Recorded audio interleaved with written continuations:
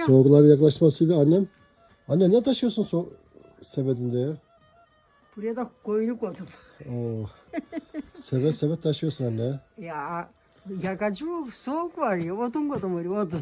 Ha, odun. He, Ha.